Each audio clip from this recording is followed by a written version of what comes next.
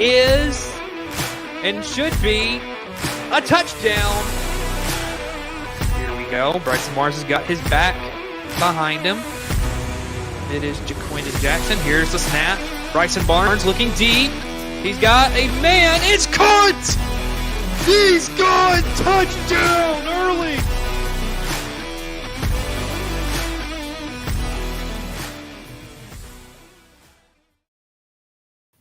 And good evening, everybody. As you can see, it is college wraparound time. It is Wednesday night. We are finally back after 2 straight weeks of doing Thursday night broadcasts. We are back on our originally scheduled Wednesday night broadcast. So welcome back, everybody. We are so glad you can be here with us. First off, we've gotten some upgrades also since Saturday. First being, as you can tell, which I'm going to go to my camera right on top of me, we've done a little bit of changing with the lighting. We've been able to add another set of lights here. So what we have is on my immediate left, we've got more of like the regular style lights, and then on the right, the little thing I bought that I used, like what I've had for the past couple of shows here on this set. I've got it on a blue light, so you can see I got 2 different lights coinciding with you. So that is the first thing, is that the lighting is, I believe I like it. So this is what we're going to try to do. Also, we have added a iPad to the arsenal. So now, not only do we have it where we can show our slideshow up here, but then I've got my iPad down here so I can keep up with my topics for the show and give you some good articles, and it's right here. And, as you know, an iPad is a great device to have. So, okay. So, with that being said, we have a stacked show for you tonight. And you may be asking me, Cooper, how come you say stacked? Well, I'll say this. We're only going to break down 2 games we saw from Saturday. That's how stacked this show is, because we got some stuff to talk about the Pac-12. We got some Big 12 news. We've got a couple of players to talk about. We got Reggie Bush to talk about. So we've got a lot to talk about with the world of college football. And then, of course, if you have anything in the comments that you want to talk about, you can bring that up as well. So let's go ahead and get our show started tonight. Of course, we're starting with Pac-12 like we have the past couple of times. This time, though, more expansion, which, as we've been saying all along, that the expansion, it's been coming and coming and coming for the Pac-12, as at this point, they're a conference again. Now, they do have, for football, 7-member teams. They need to get at least one more for them to have a full conference. So we'll see. Of course, there's still rumors about all kinds of teams that'll be coming. So, of course, that's something to keep in mind. But Utah State, they are officially the 7th member school to join the Pac-12. They will be coming in about the same year as Boise State, Fresno State, San Diego State, Colorado State to the Pac-12. Right now, at least, you can say that the Pac-12 is just the conference of the state. So you should just call it the Pac-State, and that's what your conference is, if you want to be funny about that. But Utah State, they'll be joining 2026-27 academic year. So that will begin July 1st, 2026. So, first off, I feel like this is a good addition. You get Utah State, and really, I think the best way to describe it, and I think a lot of you who are watching will probably agree with this, is that you have Pac-12A, or not Pac-12, but you got Mountain West A, Mountain West B. Mountain West A is the Pac-12, Mountain West B is the Mountain West. So, who are some other schools that we here at Saber Broadcast Network are seeing that potentially are going to go? UNLV, because it's a Las Vegas market, that would be ideal for the conference. And then also another school that's looking at it, which you got to factor this in too, is that Pac-12 has come out and said that they want to be a really good basketball conference.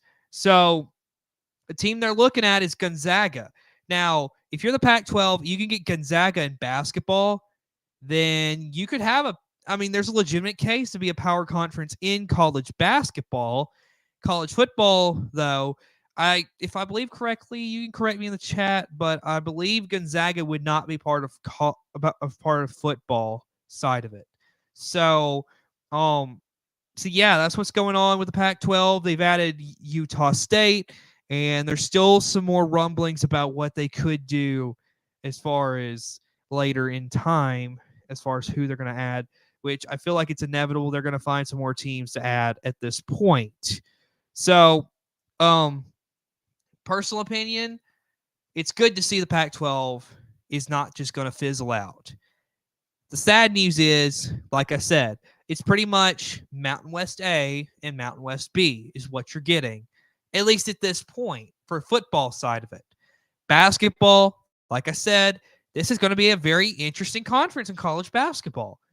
I mean, it's going to be very interesting. Plus, think about this. San Diego State in college basketball, they went to the Final Four not this past year, but the previous year.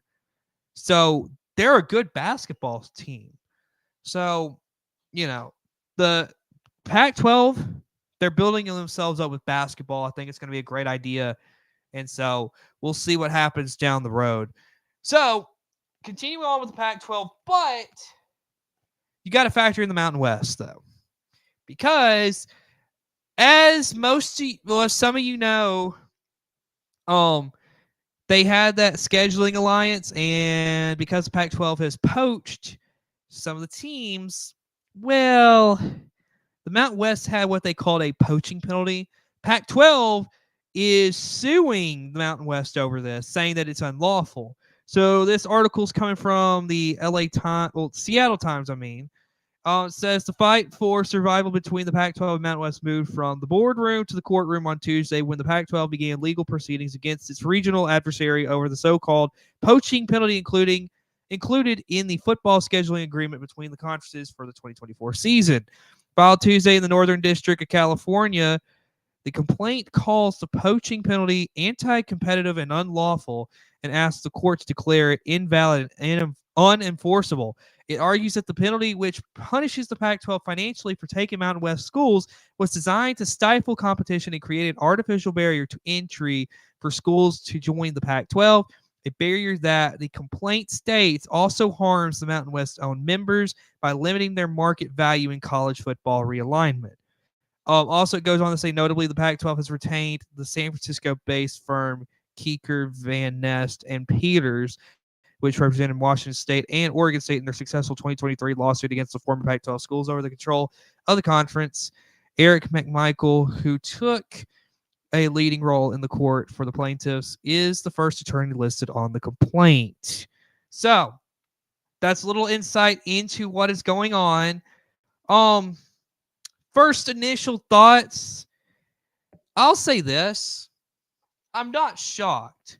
I don't think any of you should be shocked that the Pac-12 is suing over the poaching penalty. I think it was inevitable that was going to happen. They're getting Mountain West schools. Of course, they're going to sue about that poaching penalty because they want those schools to come now. So, if you're the Pac-12 and the Mountain West, we'll see how this goes. This definitely probably means that the scheduling alliance is probably going to be done after the season, most likely. And as far as for the 2025-26 college football year and going on for other sports, we'll see what Oregon State and Washington State want to do. It's going to be interesting. But yeah, I don't know. This will be interesting to see how the rest of this goes on. Essentially, within college football, because we're talking about college football here, it would almost seem like Washington State and Oregon State would have to be more like an independent team, kind of like scheduling wise. Even though they're a part of a conference, it'd be like independently trying to schedule teams. And so we'll see what that does for the remainder of time they have left until these Mountain West schools end up coming, but it'll be interesting. So let's move on and talk about the Big 12 because the Big 12's had some big news. So, Big 12 conference, and this is coming from the Big 12's official website. It says Big 12 conference launches Big 12 Studios, which is the league's first ever 24/7 fast channel in partnership with Raycom Sports. It says Big 12 Studios will create and deliver original programming and content to fans as a fast, which stands for free ad-supported television channel across multiple major platforms, including planned launches on leading platforms early this fall that will be announced soon, as well as major VOD platforms such as YouTube. Select programming from Big 12 Studios will also air across local TV stations throughout the multiple Big 12 conference markets, which include Gray Media's Arizona's Family Sports Network in Phoenix and Tucson, KSMO in Kansas City, and KMYL in Lubbock, Texas. So, a little insight, as you see, the Big 12, they're not going to show any kind of live sports on this station. What it's going to be essentially is just it's going to be a network where basically where the Big 12 can make their own original content and get it out there so that they can say they have like a conference affiliated network per se, but it's not like they're having the obligation of having to show live sports. Now, Raycom Sports, if you know who they are, they were the ones for years who produced the ACC games that you would have to find like on a random local station or like you had to really search online to find these games. Also, I think it was ESPN3 syndicated some of this, part of their what ESPN calls their ACC Network Extra channel on the ESPN app is what Raycom Sports, and to an extent, I believe, if I'm not wrong, that whenever the ACC games are being broadcast on the CW right now, it's Raycom Sports produced. So, unless that changed, I'm not 100% sure on that one. So, don't quote me on that. But that's basically the whole gist of this. This is just a lot of logistics going through it. But really, if you're the Big 12, this is a good. I mean, this is really a good opportunity. Most of the major conferences already have some kind of conference affiliated network. So if you're the Big 12, I think this is a great change to have. And Brett Yormark, the one thing you can say, Texas and Oklahoma a couple years ago nearly destroyed the conference. Brett Yormark comes in, and this conference, you could say right now, as far as the Power Four that we have currently, you could say the Big 12 is number 3 because I mean, and that's honestly should be a high honor because the SEC and the Big 10 are so way ahead of everybody else. Had to get some water real quick, but yeah, I think this is a great opportunity if you are the Big 12. So great job on their part at finding a way to get some conference affiliated programming. I think it's great. All right, let's move on. Let's talk about Harold Perkins Jr., the LSU star linebacker. Now, I don't know if you heard, but he excuse me. But he's done for the year. So it says right here, LSU linebacker Harold Perkins Jr. will be out for the remainder of the 2024 season after knee injury. So this is from CBS Sports. LSU Tigers star linebacker Harold Perkins Jr. is expected to miss the rest of the 2024 season due to a knee injury he suffered during LSU's win over UCLA on Saturday. A source told, of course, 24/7 Sports and CBS Sports. The injury is believed to be a torn ACL. It is a devastating blow for Perkins and the Tigers. The former 5-star recruit was a preseason first-team All-SEC selection and has 162 career tackles with 13 career sacks. Perkins has been viewed by NFL scouts as a potential early round pick in the 2025 NFL draft. It is too soon to know whether Perkins has played his last snap as a Tiger. Um, what do I think about this? First off, LSU's defense, I believe, has it's kind of like them and USC this season. I think is a good comparison as far as defense. I think you're good enough that they can help you win and dominate, but without certain guys, you're going to be hurting on that defensive side of the football. And without Harold Perkins Jr., I feel like LSU's defense is going to take a hit here. Yeah, it's going to be really rough. You got a gauntlet of the season if you're LSU. Of course, anytime you got who they've got, which right quick, I'm going to for you just so that we get a clear understanding of LSU this season and how they're going to do. We first need to see who they're going to be playing throughout the remainder of the season. So, they've got South Alabama on Saturday night. Then they're going to be off. Then they will come back October 12th. They have Ole Miss. Then on the 19th, they are at Arkansas. 26th at Texas A&M. They're off. They got Alabama on November 9th. At Florida on the 16th. Vanderbilt on the 23rd. And then you got Oklahoma on the 30th.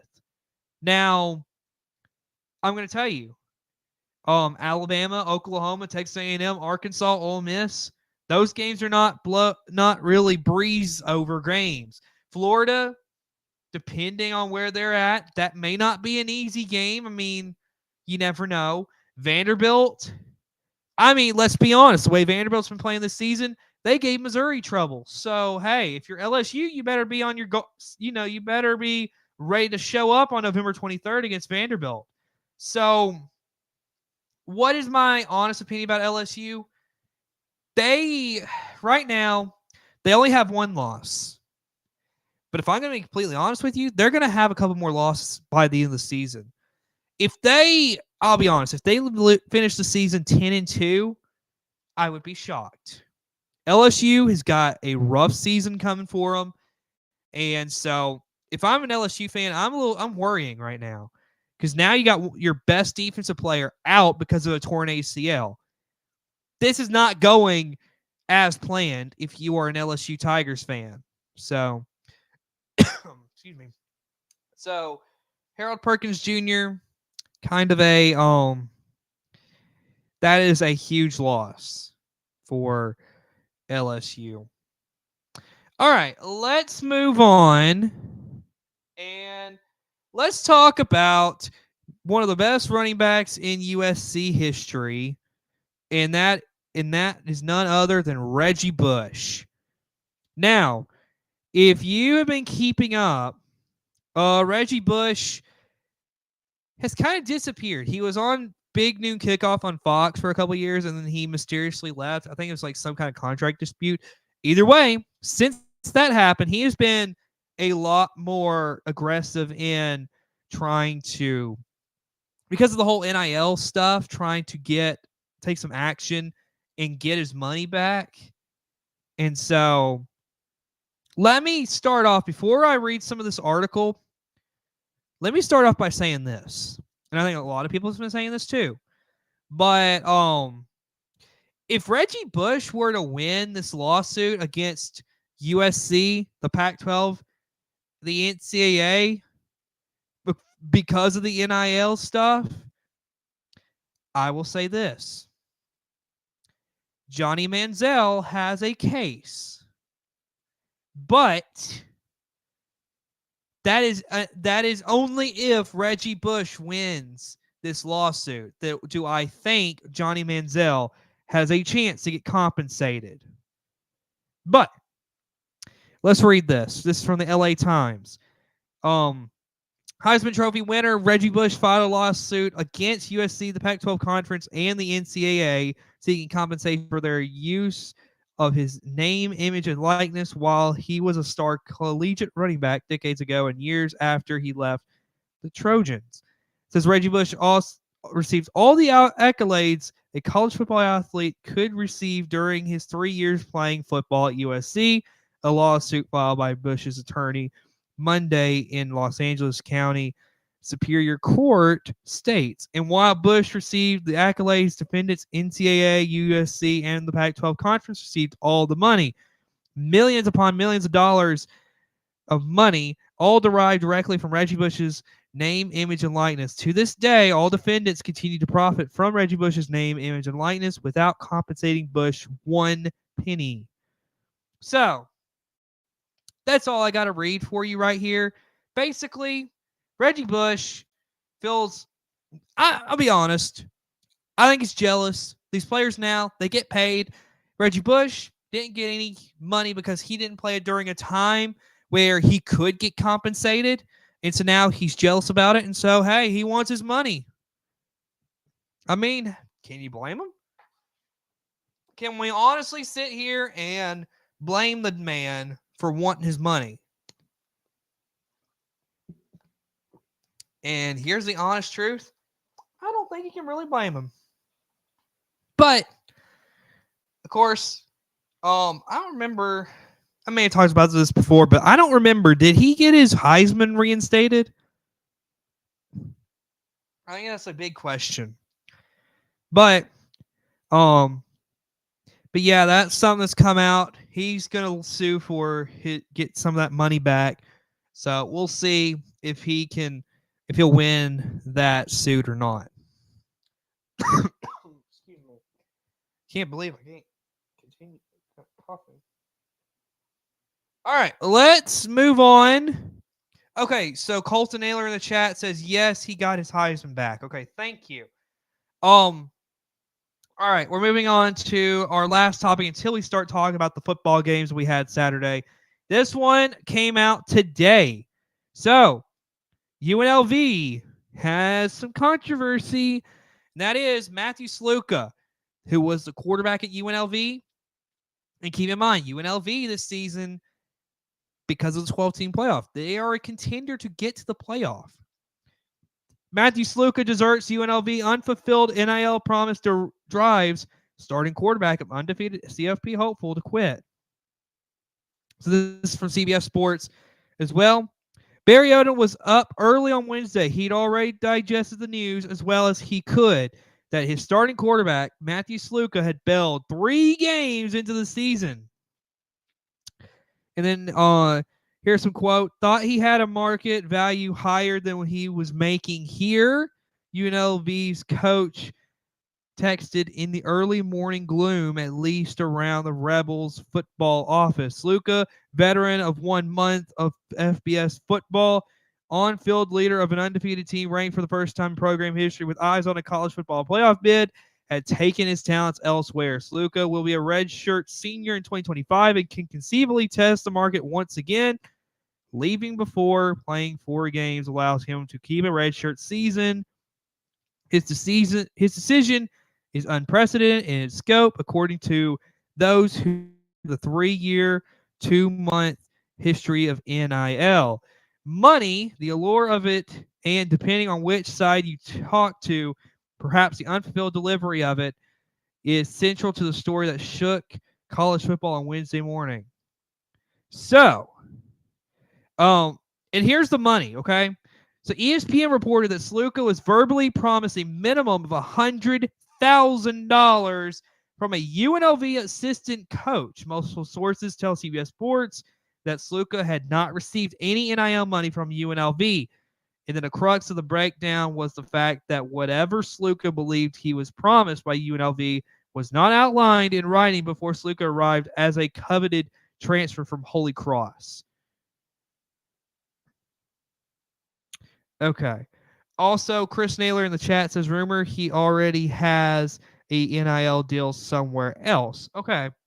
So, in my opinion, I think that what this shows is that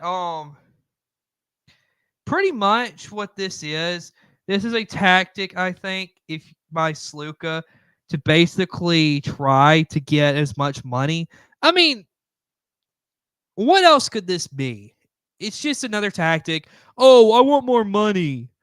And I mean, this is the world that we've created in college football, that a guy can basically demand money from a school that because he's an athlete, he can get NIL money because of this. It's crazy. It is just ridiculous. It's ridiculous to think about how all this has spiraled in the last few years. And so, where does this lead us? I mean, we don't know where this is headed. We'll see where Sluka ends up. But for UNLV, you now got to figure out who's your starting quarterback. And you sure as heck ain't going to let Sluka come back. So, who's your starting quarterback? You're a team that's 3-0, undefeated, has a chance to win your conference and get to the playoff. But right now, things are not looking good for you. Not at all. But let's turn our attention now. Let's start talking about the games from Saturday now that we get our chance to. And man, oh man, this was a game that, quite frankly, I don't think anybody could have anticipated the way that this went. Although the final score was really closer than what the game was. So Oklahoma entering the SEC, they end up with their first loss in conference. So in the history of them being in the SEC, they're 0-1 so far in the SEC. But you look at the stats here. I mean, nothing special per se. Tennessee only 13 first downs to 16 of Oklahoma. Granted, a lot of what Oklahoma had was kind of, late game, garbage time kind of stuff. Third down efficiency, Tennessee 6 of 19, Oklahoma 3 of 15. Oklahoma 1 of 3 on fourth down. Tennessee never went for it. So total yards throughout the game, Tennessee 345, Oklahoma 222. Through the air, Tennessee 194 to 186 of Oklahoma. Look at the run game. Here's the first thing. For run game, Tennessee 151 to 36 of Oklahoma. You look at the penalties. Tennessee 10 for 82, Oklahoma 3 for 32. It's the turnovers, though, okay? Oklahoma turned the ball over 3 times to twice of Tennessee.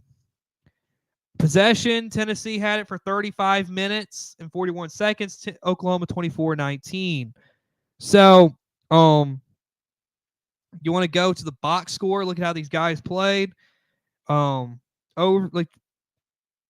the gist of it. You look at Tennessee, Nico Imaliava,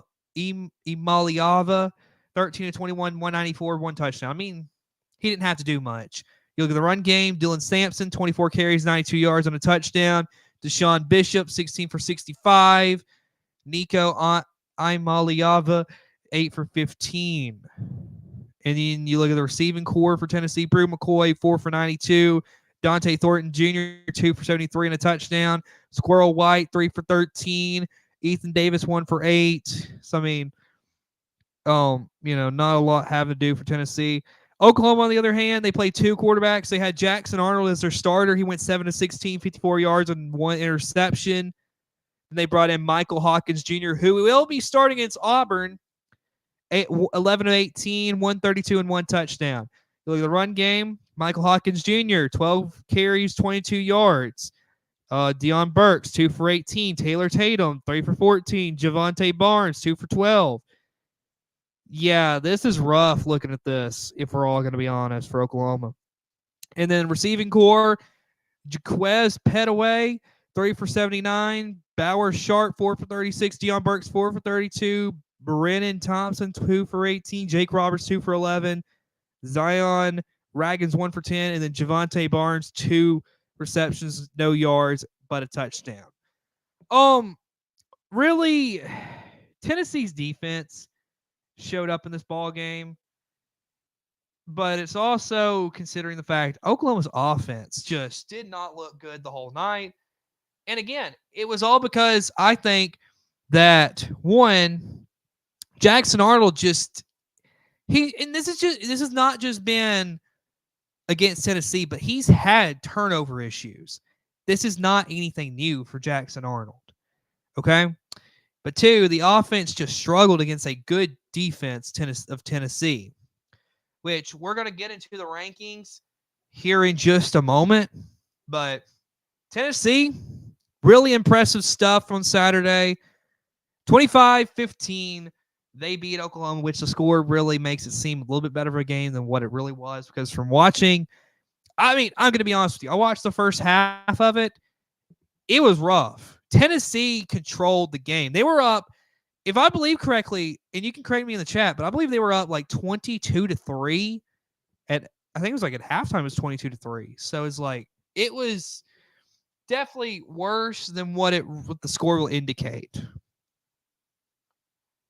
And then we move on to our game of the week, which again, we did not broadcast the game here on the channel. We do apologize for that, but we had some stuff conflicting that we weren't able to broadcast the game for you. So we want to apologize for that. But on the other hand, we do want to talk about USC, Michigan. And I'm going to go ahead and say it. This was a good ball game. And USC was a fourth down stop from being 3-0. The difference between 2-1 and 3-0. Now, you want to look at the stats first. Miller Moss, 28-51, 283, 3 touchdowns, 1 interception. Hudson, 0 of 1 on a pass. You look at the run game, Woody Marks, 13 for 100. Joyner, 3 for 23. The receiving corps, Zachariah Branch, 6 for 98. Lane, 4 for 50 and a touchdown. Fair, 3 for 42 and a touchdown. Woody Marks, 5 for 40. Kyron Hudson, 3 for 31. And then you look at Michigan. Alex Orji, 7-12, 32 yards. And then you look at the run game. Mullings, 17, 159 and a touchdown. Edwards, 14 for 74 and a touchdown. 2 touchdowns for Mullings. I think I said that. And then Alex Orji, 13 carries, 43 yards. And then Moore, one carry, 15 yards. Receiving corps, Klein had 1 catch for 10 yards. Edwards, 1 for 9. Morgan, 3 for 6. Moore, 1 for 5. And then Mullings, 1 for 2. So, this ball game, first off, the first half, it was all Michigan in this ball game. It really was brutal to watch. It was brutal watching USC. First off, what happened in that first half is that you look at a team like USC, their offensive line didn't give Miller Moss a lot of time in that first half. I don't know what changed, but in that second half, they came out and they started blocking for Miller Moss, giving him time to sit in the pocket, get the ball out of his hand. So USC did a better job in the second half. Now, Michigan, on the other hand, and here's what's going to be the Achilles heel, which I think you saw against Texas, but I think you're going to see it again throughout the rest of the season, is that they are one-dimensional offensively. Now, defensively, I think they got a pretty decent defense. They've got a good run game on the offensive side. They can't throw the ball. And that's what you get with Alex Orji. You don't have a passing game. And so, without that passing game, I don't know how long legitimately can Michigan actually compete. Now, you're going to see we did move them up some. But, I mean, it's a win. It was a win against USC. It's a good football win. But overall, I don't know how much Michigan can do. In this ball game, they played a good job. They played good defense for the most part. And really, first half, it looked great. Second half, they are lucky they did not blow this game to USC. Nearly did it. But you got to give credit where credit's due in the game. And Michigan, I think, proved to us that they are just a tiny bit better than what we thought they were going to be. I don't think they're great, but I think they proved they're a little bit better than what we thought they were going to be. So, with that being said, let's turn our attention now to, I believe it's rankings time. So, we're going to go full screen. So now, let us unveil this week's rankings. So here you have it. Okay? So, you see, we have some top 3 has not changed. Georgia, Texas, Ohio State. Now, if I believe correctly, the top 3 has not moved at all this season. Which, if Alabama was to get to, if Alabama were to beat Georgia Saturday night, oh, there's going to be some change in that top 3, top 4 right there. But moving on, Alabama moves back up to number 4.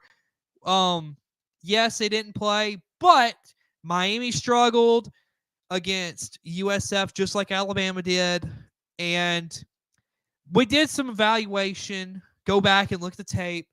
And the way Alabama played against Wisconsin was impressive. So we went ahead, moved Alabama back up to 4. We still think that's kind of like a fair spot for Alabama because I don't think anybody disagrees right now. Georgia, Texas, and Ohio State are the 3 best teams in college football. If number 5, we got Tennessee. We like their win against Oklahoma. Don't get us wrong. But we still don't see that it wasn't anything different than what we already thought of Tennessee. Of course, you see Miami moves down 2 spots. Again, they struggled. Score does not indicate it. Just like Alabama against USF, score makes it look a whole lot better than what the game was like. You look at the first half, USF gave Miami a ball game, just like USF gave against Alabama. So that's something to consider. Then you look at Oregon moving down a spot. They didn't play this week. And for the most part, they haven't looked incredible this season. So we moved them down to 7. Ole Miss up to 8. Of course, they haven't really played anybody yet, but they move ahead of Missouri because Missouri struggled against Vanderbilt and had to go to 2 overtimes and barely won that game off of a missed field goal. Penn State moves up 2 spots just because, kind of had to. Utah moves up 2 spots. Utah got the big win over Oklahoma State. Louisville moves up 2 spots. Again, kind of just, they got to win against Georgia Tech. And then LSU at 13 right now. They move up 4 spots. Oklahoma down 7 spots to 14. And then at 15, you got Michigan, who moves up 6 spots. USC down 5 spots to 16. Clemson at 17. Clemson now, they had a 59-35 win against NC State. We do want to see just a little bit more improvement on the defensive side for Clemson to not allow a late game, a lot of points in the latter portion of the game.